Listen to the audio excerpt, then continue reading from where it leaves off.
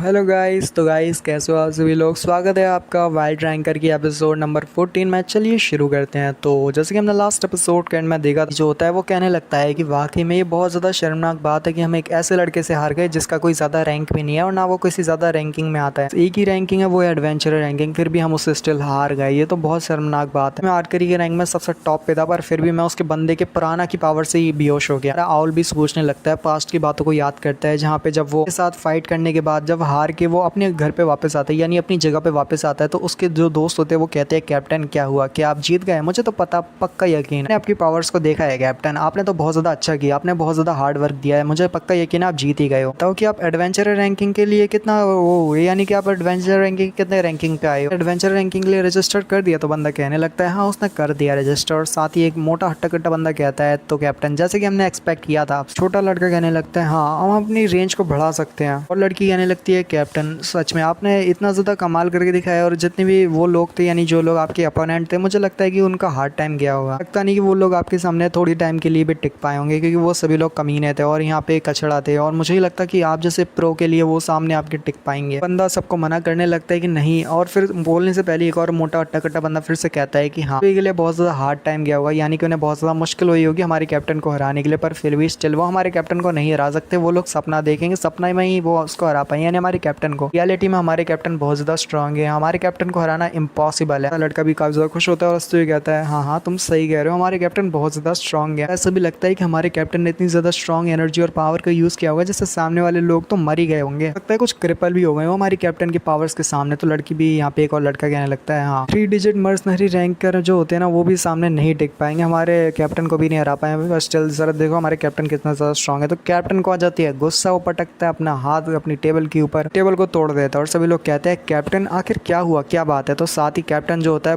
बहुत ज़्यादा गुस्से में होता है, कहता है वो कमीना कुत्ता इंसान मेरी तरफ तो देखा भी नहीं, वो मेरी तरफ तो देख ही नहीं रहा था, जैसे मैं उसके सामने कुछ भी नहीं हूँ। एक इंसान चींटी को मसलने के बाद उसकी तरफ देखता नहीं है कि यहाँ पे एक चींटी जिंदा भी है या मर गई। क्या लगता है कि यहाँ पे मेरे जैसा बड़ा इंसान को यहाँ पे ऐसे वो मसल देगा और आसानी के साथ वो बच जाएगा? नहीं, मैं उससे बदला जरूर लूंगा, मैं स्ट्रांग बनूंगा, पावर के साथ हराऊंगा, एक फेयर फाइट के साथ, और मैं उसे छोड़ने नहीं वाला। उसको दिखाऊंगा कि मैं कोई छोटा मोटा अपोनेंट नहीं जिसको वो आसानी के साथ मसल के आगे गुजर जाएगा। तो सभी से कहने लगता है कि देखो हम अपनी ट्रिप को वो करते हैं, यानी कि अपनी ट्रेनिंग को स्टार्ट करते हैं, हम बहुत ज़्यादा हार्ड ट्रेनिंग करेंगे और अपनी पावर्स को और बढ़ाएंगे। अंदर ट्रेनिंग को और ज़्यादा बढ़ा देता है और कहता है 3 टाइम और ज़्यादा स्ट्रॉन्गर ट्रेनिंग करेंगे और हम और ज़्यादा हो सके उतना ट्रेनिंग करेंगे। तो लड़की कहती है क्या वाकई में श्योर हो? यहाँ पे एडवेंचर रैंकिंग लिए इतना ज़्यादा स्ट्रॉन्ग बनना, हमने ऐसे तो सोचा नहीं था कि हम ऐसे सीन को चेंज कर देंगे और इतने ज़्यादा ट्रेनिंग को हार्ड कर देंगे। कैप्टन कहने लगता है हाँ माना कि ये बहुत ज़्यादा सडन चेंज है, पर स्टिल हम ऐसे हार नहीं मान सकते, और ये इतना ज़्यादा आसान नहीं होने वाला, और ये काफ़ी नहीं है एडवेंचर रैंकिंग के अंदर इतनी आसानी के साथ आने के लिए। हमने सोचा था वर्ल्ड उससे भी ज़्यादा बड़ा है और ख़तरनाक है, हम ऐसे तो नहीं पीछे हट सकते हैं। इंसान को देखा जिस इंसान में इतना ज़्यादा पोटेंशियल है कि वो एडवेंचर रैंकिंग के अंदर आ सकता है, उसने अपनी स्ट्रेंथ को शो किया और अपनी पावर्स को दिखाया है, जबकि मैं तो उसके सामने कुछ भी नहीं था। मैं उस इंसान से कैसे पीछे रह सकता हूँ, मुझे भी स्ट्रॉन्गर बनना ही पड़ेगा। और साथ ही वो अपने पास्ट की बातों को याद करने के बाद प्रेजेंट में आता है, जहाँ पे वो कह रहा होता है कि देखा जाए मेरी प्राइड भी पूरी तरह से करेक्ट हो चुकी है, मैं ऐसे तो नहीं मानने वाला हार को, और साथ ही मैं अब छोड़ूंगा नहीं उस बंदे को, कि मेरा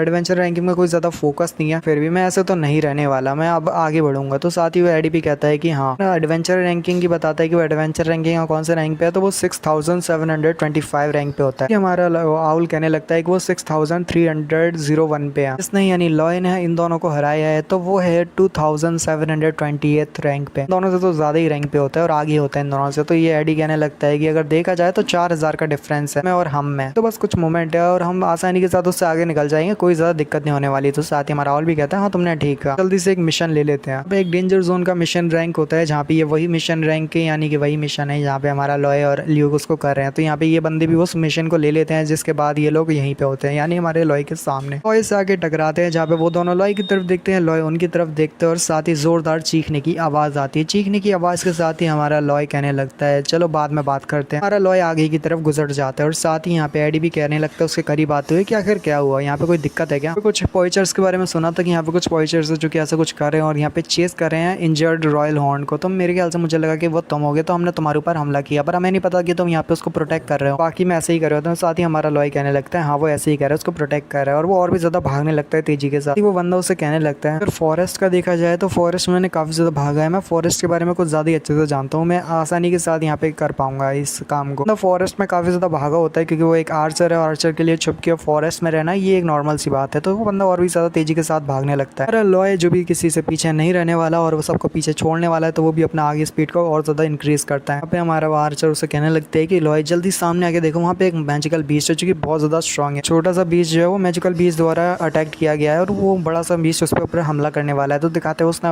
उसको जबान से पकड़ा होता है और वो काफ़ी ज़्यादा वैसा अजीब सा स्लाइम टाइप का और गंदा सा मॉन्स्टर होता है जिसने उसको पकड़ा रखा होता है। तो साथ ही वो लोग जब वहाँ आते हैं तो वो अपने स्लाइम के साथ, या बोल सकते हो टेंटिकल के साथ हमला करता है, पर लॉय सारे टेंटिकल्स को काट देता है कि इसके टेंटिकल बहुत ज़्यादा बड़े हैं, जिससे लॉन्ग रेंज से हमला कर रहा है, जिसकी वजह से मैं उससे पास नहीं आ पा रहा। मुझे दूर से कोई ना कोई स्लैश लगानी होगी, पर मेरे ख्याल से ऐसा करने से हो भी सकता है उसको नुकसान पहुंच जाए। तो हमारा लॉय कहता है कि तुम एक ओपनिंग को क्रिएट कर सकते हो। भी कहता है कि भला अचानक से वो कैसे कर पाएगा एक ओपनिंग को क्रिएट। दिखाते हैं इन तीनों का टीम वर्क, जहाँ पे वो बंदा पीछे से चिल्लाते हुए कहता है कि लॉय मैं चाहता हूँ उसके सामने की तरफ भागते रहो, जबकि वो एडी से कहता है एडी उसकी आंखों की तरफ इशारा करो, मतलब एम करो और उसको मार डालो। तो उसकी आंखों की तरफ एम करो, जब उसकी आंखें बंद होती है तो हमारे लॉय को ओपनिंग मिल जाती है, जिससे वो आगे बढ़ता है। उससे कहता है कि चलो आगे बढ़ो, उसके दोनों पैरों को काट दो लॉय। तो साथ ही लॉय भी आगे बढ़ता है, वैसे ही करता है जैसे उसने कहा है। उसको काटने के बाद जब वो बहुत ज्यादा चीख से चिल्ला रहा होता है वो मॉन्स्टर, तभी यहाँ पे आउल भी कहता है कि चलो रॉयल हॉर्नर को लो और साथ ही यहाँ से भागो। तो लॉय भी वैसे ही करता है, उसको लेके भागने लगता है। आउल आगे बढ़ता है। अब आउल की बारी होती है तो आउल अपना मेन अटैक करता है ट्री के ऊपर। ट्री के ऊपर करता है तो ट्री के जस्ट सामने वही बड़ा सा क्रिएचर होता है और क्रिएचर के ऊपर वो बड़ा सा ट्री आके गिरता है, वो दब के मारा जाता है और वो उस आउल को बचा लेता है। सॉरी क्या कह रहा हूँ, उसको रॉयल हॉर्न को बचा लेते हैं और वो रॉयल हॉर्न पूरी तरह से सेफ होता है। कहता है तो बहुत ज्यादा अच्छा था, इतना ही बुरा नहीं था, हमने तो कमाल कर दिया। आउल से कि आउल तुमने बहुत ज्यादा अच्छी इंस्ट्रक्शन दी। तो बंदा कहने लगता है हाँ तुमने भी बहुत ज्यादा अच्छे से हैंडल किया सब चीजों को। सबॉर्डिनेट्स को हैंडल करता हूँ तो ये मेरे लिए आसान और नॉर्मल बात है। वो दोनों अच्छे से मजे से बात ही कर रहे होते हैं कि तभी दिखाते हैं अरे लॉय उनकी तरफ देखने लगता है, जहाँ पे वो दोनों ही आपस में बातें करते हुए आगे तरफ बढ़ रहे होते हैं, जबकि लॉय पास्ट की बातों को याद करता है, जहाँ पे लोग कह रहे होते हैं क्या ये बंदा एडवेंचर रैंकिंग टॉप 10 में आना चाहता है। दूसरा कह रहा होता है अरे तुम्हारी स्वॉर्डमैनशिप अच्छी है तो जाके उस स्वॉर्डमैनशिप के रैंकिंग में आ जाओ ना, क्या बकवास करोगे तुम एडवेंचर रैंकिंग में आओगे, ये तो इम्पॉसिबल है, संभव ही नहीं है बच्चे। लॉय फिर सोचने लगता है सारी बातों को मिक्स करते हुए कि अगर देखा जाए उन लोगों को भी नहीं लगता कि मैं ऐसे आसानी के साथ कुछ कर पाऊंगा और ना एडवेंचर रैंकिंग में आ पाऊंगा, मेरी स्वॉर्डमैनशिप अकेले कुछ नहीं कर पाएगी। एडवेंचर रैंकिंग पे चढ़ने के लिए सिर्फ एक ही काम हो सकता है, वो है दूसरे लोगों से सीखना। जब दूसरे लोगों का एक्सपीरियंस से सब चीज़ें सीखा जाएगा, मैं हो सकता है आखिर आसानी के साथ आगे बढ़ सकूं और एडवेंचर रैंकिंग के अंदर आ सकूं और कदम बढ़ा सकूं। तो मेरे ख्याल से मुझे यही करना होगा कि दूसरे लोगों से उनका जितना भी एक्सपीरियंस है हो सके उतना उनसे लेना पड़ेगा। एडवेंचर रैंकिंग के अंदर आने के लिए यही सबसे बड़ा काम है कि आप दूसरों से चीज़ें सीखो और दूसरों से अगर सीखोगे तो उतना ही ज़्यादा एक्सपीरियंस बढ़ने के बाद आपकी पावर इंक्रीज होगी। तो आई होप आपको ये एपिसोड अच्छा लगा होगा, और अच्छा लगा हो तो कमेंट कर दो, ज़ीरो भाई के चैनल को लाइक कर दो, शेयर कर दो, और मेरे एक्सप्लेनेशन भी अच्छी लगी हो तो वो भी प्यारा सा कमेंट कर दो। इसकी एक और नई एपिसोड के साथ जो कि बहुत जल्दी ही आएगी, तो वेट करो एंड सी। अगली वीडियो में सायोनारा।